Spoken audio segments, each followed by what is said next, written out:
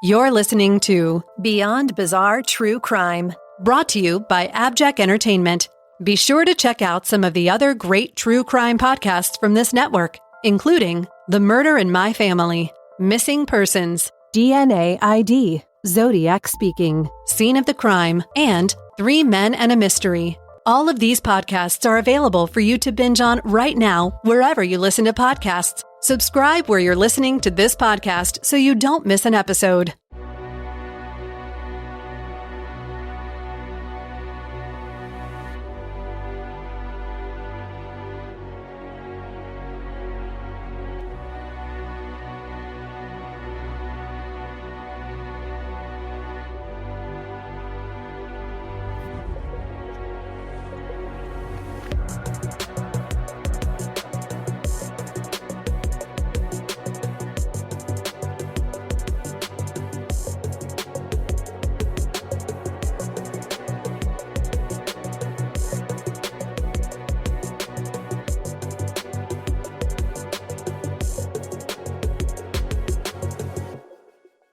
Welcome to Beyond Bizarre. My name's Eileen. I'm the host of CrimeLapse True Crime Podcast and The Shattered Window.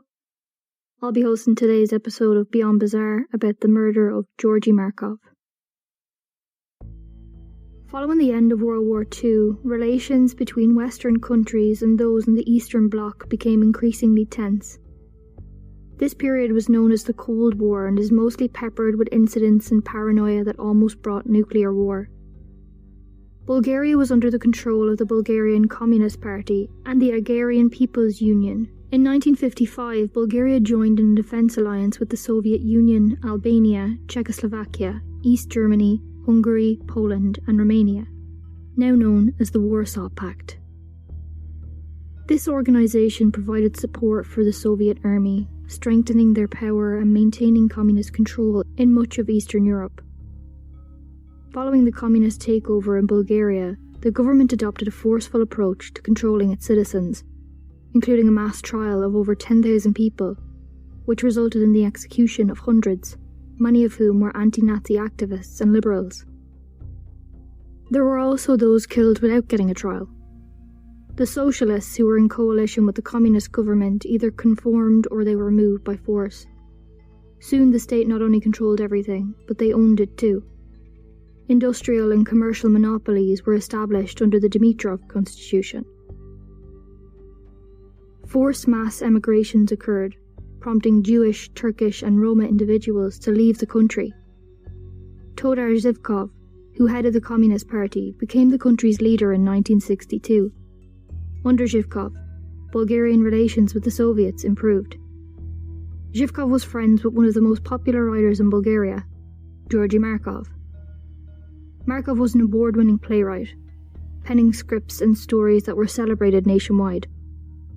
Markov's boss was Zhivkov's only child, Ludmila.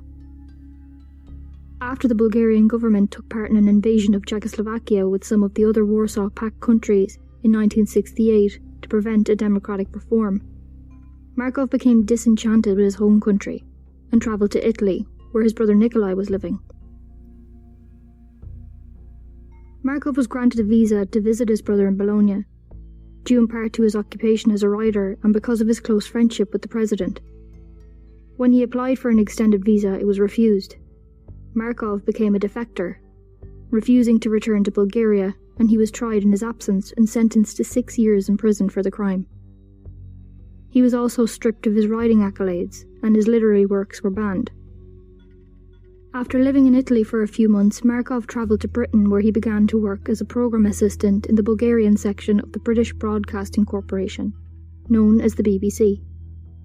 Markov was based at Bush House in the Strand, London. It was here that he met his future wife, Annabelle. Annabelle was a talks writer for the BBC, and Markov had begun working on a cultural programme. Markov's work became increasingly directed at the communist regime in Bulgaria after the government denied him and his brother the right to travel back to visit their terminally ill father. Markov began broadcasting on Radio Free Europe in Munich, which was funded by the CIA. Although it was blocked in Bulgaria, it's highly likely the government elites were made aware of Markov's presentations, especially when he began exposing their extramarital affairs. Annabelle later said in an interview with the Belfast Telegraph, Georgie was so incensed by his father's death that his broadcast for Radio Free Europe became absolutely vitriolic. He named the mistresses of the high-ups, really smearing mud on the people in the inner circles. His father's death made him more and more angry and determined to cause embarrassment. In August 1978, Markov's brother Nikolai told him that he was at risk, because the Bulgarian government were blaming the defection of a popular TV commentator on Markov. Vladimir Kostov had been sent to Paris to report back to the Secret Service as the chief of Bulgaria's state radio and television network. Kostov had defected in June. He was also tried in his absence and sentenced to death. A month after he defected, he was in the Champs-Élysées station with his wife. While on an escalator in the Paris metro, something strange occurred. He felt a sting in his back, and when he turned around, he saw a man walking away with a briefcase. He became ill within hours and had to be hospitalised for almost 2 weeks. By the time he was released, something similar had happened in London. On the morning of September 7th, Georgi Markov had driven to the city and parked his car close to the National Theatre as normal. He made his way towards the bus stop near Waterloo Bridge, where he usually took the bus to Bush House. As he was waiting, he felt a sharp stinging sensation in the back of his right thigh. When he turned around, he saw a man who looked to be in his 40s, picking up an umbrella and running to hail a taxi. Markov went to work as normal, but he told his colleagues about the bizarre incident and showed them a small patch of blood on the back of his trousers. After work, he made his way back to his house in Balham, where his wife Annabelle and his daughter Sasha were waiting to greet him. Markov was due to do an early news bulletin the next morning, so he went to sleep in the study so as not to wake his wife with the sound of his alarm. Instead, Annabelle was awoken in the middle of the night to the sound of her husband vomiting. She called his name, but he didn't respond. She went in to where he was lying and found him burning up with a temperature of around 104 degrees Fahrenheit, or 40 Celsius. Only then did Markov tell her that he was worried it was connected to the injury on the back of his leg. After telling her the story about the man with the umbrella, they both decided it was too strange to be true. Annabelle called the doctor at around 3 a.m. The doctor said it was likely the flu and to keep him warm and give him plenty of fluids. The doctor also agreed to come around the next day to check on him. The following morning, Annabelle went to work. She brought Sasha with her so Markov could sleep, but when the doctor came to visit, he rushed Markov to the nearby St. James's Hospital, fearing the man had tetanus. Markov relayed the story to the doctors at the hospital, and while they highly doubted the incident was connected, they ordered an X-ray to determine if there were any foreign objects in his leg. There didn't seem to be, so they presumed he was suffering from a viral infection. Within hours, his condition worsened. His heart rate was far faster than it should be, and he still had a high fever. Dr. Bernard Riley was one of the physicians over Markov's care. He thought Markov may have developed septicemia, blood poisoning, because he was declining so quickly. He examined the area on the back of Markov's thigh and found that 6 centimetres of the area was swollen, and there was a 1 to 2 millimetre puncture wound in the middle. It seemed like an insect bite in appearance. Markov told the doctor that he believed he had been poisoned by the KGB and there was nothing they could do for him. Markov's white cell count was 3 times the normal level, so it was clear his body was trying desperately to fight off whatever was causing his organs to shut down. But the doctors had no idea what it could possibly be. His lymph nodes were swollen, especially in the area near his right leg. His blood pressure began to drop overnight, as did his temperature. The puncture wound was far too small to have been inflicted by the tip of an umbrella. His trousers showed no sign that they had been pierced by a hypodermic needle, and there were no traces of gunpowder found either. Dr. Riley later said to the BBC that his wife had been reading an Agatha Christie novel in which characters had been killed with a poison called ricin, and she inadvertently suggested that may have been what was killing Markov. But Markov was now in intensive care, delirious. The doctor phoned Scotland Yard to inform them, and he began researching toxins and antidotes to try and treat Markov. Markov was given plasma expanders to fight vascular collapse, but he stopped passing urine and began to vomit blood. An echocardiogram showed that there was a blockage in his heart, and he went into cardiac arrest shortly after, By September 11th, his heart had given out, and after failed resuscitation attempts, he was pronounced dead. Markov's death likely led to countless others being saved, as Dr. Riley credits his decision to specialise as an intensive care consultant instead of pathology to having Markov as a patient. An investigation revealed that Markov had written a few controversial plays before he left Bulgaria, like Let's Go Under the Rainbow, which is said to draw distinctions between life in a tuberculosis ward and life under the communist regime. Another play, Assassination in a Dead-End Street, was about insurgents from a secret communist organisation before the rise of the party in Europe. They were tasked with killing a general, but they're then killed themselves by the general's supporters. As he often wrote satirical work, it began to be scrutinised by the government as an act of dissidence. The plays were pulled by government censors, and Markov began to see how the state would stifle his creativity. When he was summoned to meet with a committee and refused to attend, he was warned to leave the country immediately. Having enjoyed a lavish lifestyle and political immunity in Bulgaria, Markov had to start from scratch when he moved to the UK. But his experience led him to positions with the BBC, Deutsche Welle, and Radio Free Europe. As determined as he was to speak out about the communist regime in Bulgaria, he was careful not to tell anyone when he travelled, out of fear that the Bulgarian Secret Service would kill him. When he went to Munich to broadcast 3 months before his death, he told friends that someone had called him and threatened his life if he did not stop criticising the Bulgarian government. His widow Annabel said in the Belfast Telegraph, his defection caused rage and shock in Bulgaria. He had been afraid for years. Very close friends often teased him that he was paranoid. We know now that he was right. I'm an English woman brought up in this country. I think there is no common perception of just how nasty some governments are. Here you think you're safe from that kind of thing. A post-mortem was carried out by Dr. Rufus Compton at Wandsworth Public Mortuary the following day. He discussed his work on the case in a March 1980 talk at the Royal Society of Medicine.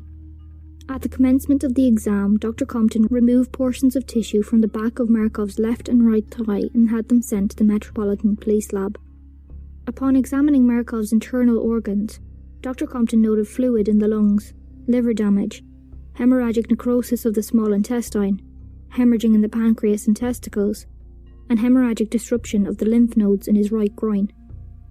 There were also hemorrhages inside the heart muscle, which caused the cardiac arrest. The damage to the lymph nodes bolstered Markov's claim that his illness was related to the injury on his right thigh, as they would have been the closest to the site. Dr. Compton concluded that Markov's death was due to toxemia, but he could not deduce what toxin or poison was used. They were able to rule out some poisons and toxins due to the rate at which Markov's health declined, such as diphtheria, arsenic and thallium. The pieces of tissue excised from Markov's thigh were sent to the Chemical Defence Establishment at Porton Down to try and determine what poison had been used to kill him. As Dr. David Gall and Dennis Swanson began to examine tissue samples, they brushed across the surface and a metallic ball came loose from the tissue taken from Markov's right thigh. The ball was the size of a pinhead. It measured about 1.6 millimeters in diameter, and there were 2 minute holes drilled into it, measuring approximately 0.34 millimeters each. They calculated the volume of the holes and found them to be 0.4 microliters, meaning the pellet could have held around 0.4 milligrams of poison. The pellet was sent off to the Metropolitan Police Lab to try and deduce what poison was strong enough in such small quantities to cause death so quickly. No trace of toxins or poisons were found within the tissue itself. Going by Markov's symptoms, they could rule out a neurotoxin and dioxins.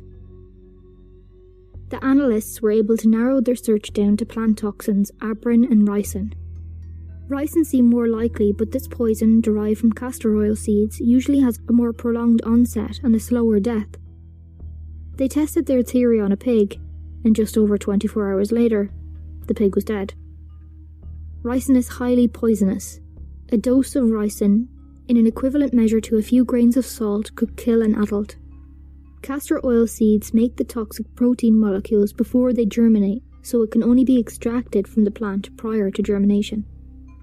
ricin molecules bind to the cell membrane before passing through it.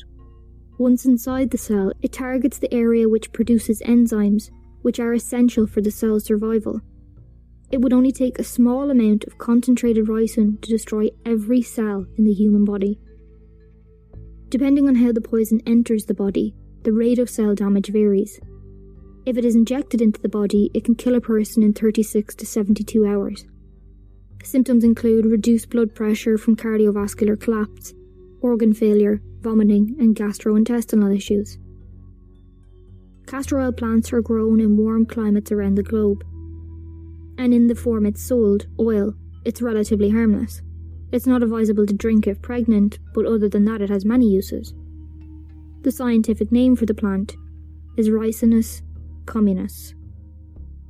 Based on the pigs' response to ricin, they were pretty confident that that was the poison that had been contained within the pellet, but they needed more information. Specialists at Scotland Yard as well as anti-terrorist police began to investigate Markov's deathbed claims, and once his death was publicised, Vladimir Kostov came forward to tell them about the eerily similar event that had happened to him weeks prior.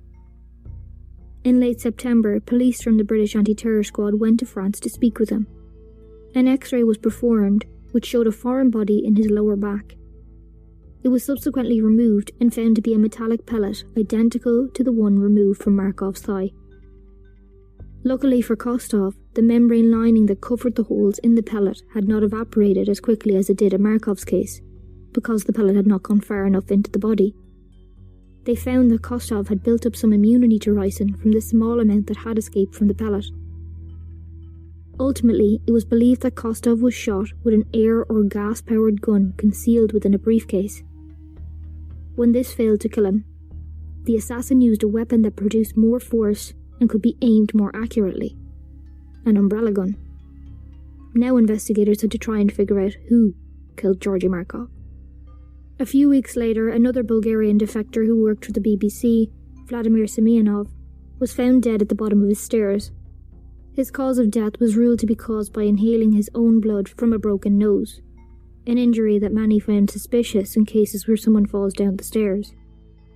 An aneurysm was found in his heart which may have caused some dizziness, but there was no explanation as to why a young man would suffer from that.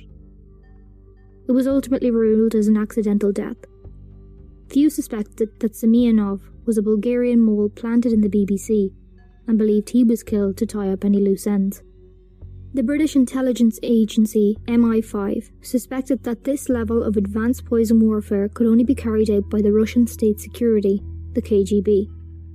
As more Eastern Bloc countries began to become democracies, relations between those who were still in the communist states needed to be strengthened in order for the Soviets to maintain their military strongholds.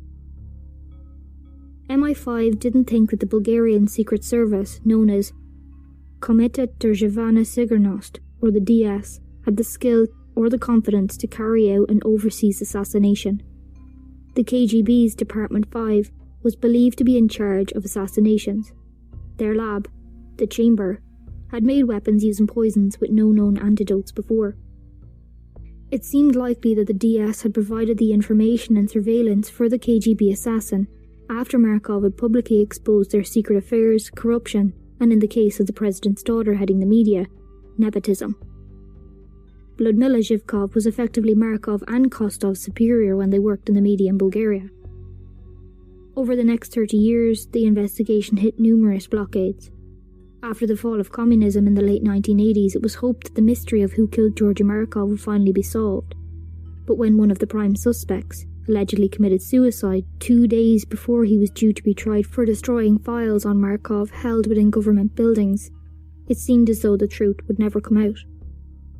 Georgi Markov's work was once again hailed in his home country, and information given by General Oleg Kalugin, who had worked with the KGB, implicated that a general, Stoyan Savov, had hired a Danish smuggler named Francesco Galino, codenamed Piccadilly, to travel to the UK to shoot Markov with the poisoned pellet. Galino admitted to working with the KGB, but denied any involvement in Markov's assassination. Former President Todor Zhivkov was brought to trial after the fall of the USSR and communism in Bulgaria. He said that Kalugin should be put into an asylum for his claims, and that he had never signed a political death warrant. There had been accusations in 1981 that the Bulgarian Secret Service were involved in an attempted assassination of the Pope. Zhivkov said that he had no reason to kill Markov, and he was surprised when his former friend decided to stay in Britain. Zhivkov said, "This is a lie. Can you imagine me going to Brezhnev and asking him to do this? These are all imaginary things, just like all the stories about the Pope." After 20 years, the case in Bulgaria was closed as the statute of limitations on murder had elapsed. Numerous members of the Secret Service were convicted of covering up the murder by destroying files held in archives. Others allegedly took their own life or died in suspicious circumstances. A statue of Georgi Markov was unveiled in Bulgaria's capital, Sofia, in 2014. The new government had readily accepted the crimes of their communist predecessors, and President Ricin said that the words of Georgi Markov spiritually liberated the Bulgarians even before the toppling of the communist regime. Annabel Markov and her daughter Sasha had travelled to the country in pursuit of justice, something Georgi was not able to do once he had left. Annabel said in an interview with The Times, "Of course he could never go back. It was impossible. But sometimes he indulged in a fantasy. How he would slip into Bulgaria without anyone knowing, just for 24 hours. He said he even knew what he would order: stuffed cabbage." In a sense, Georgi has now returned to Bulgaria, not just for 24 hours, but as a permanent part of the landscape of Sofia. The case remains open in the UK. The pellet is held in Scotland Yard's Crime Museum, also known as the Black Museum. Beyond Bizarre True Crime is produced by Mike Morford and Jess Betancourt for AbJack Entertainment, with music by Connor Betancourt. If you enjoy this podcast, make sure to subscribe wherever you are listening now, and please take a moment to rate and review the show. You can find Beyond Bizarre True Crime on social media. We're on Twitter and Instagram with the handle @BeyondBizarreTC. You can also find us on Facebook by searching for Beyond Bizarre True Crime Podcast. The views and opinions of the hosts and guests on Beyond Bizarre True Crime do not necessarily represent those of the show's creators, producers, or sponsors. Be sure to tune in on Saturdays for all new episodes of Beyond Bizarre True Crime.